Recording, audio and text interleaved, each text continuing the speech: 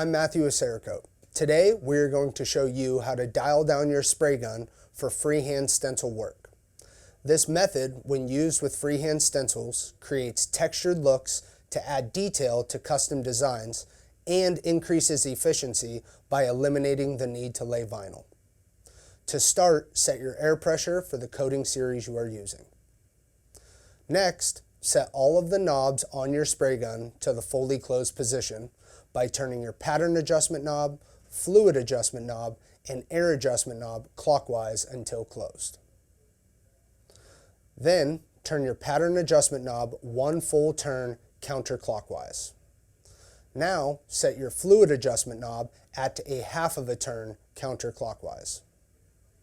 Then, working from a distance of 2 to 3 inches, gradually increase the air adjustment knob counterclockwise to achieve a 1 to 2 inch oval pattern with minimal splatter, and make sure to wet out the coating. Now that you are dialed down appropriately, you are ready to spray.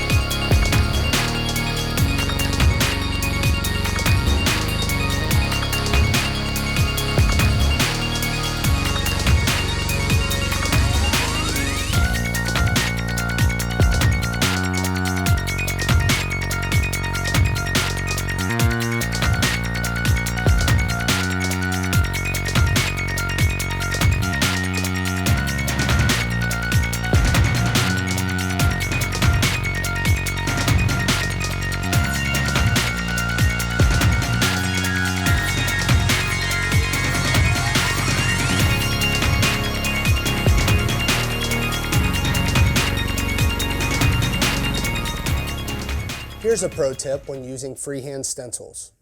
Spraying with the stencil touching the surface of the part will give you a very defined pattern, while spraying with the stencil raised off of the surface will create a more blurry or hazy look. We hope this video was helpful. Let us know in the comments what other tips and tricks you would like to see from us, and thank you for watching.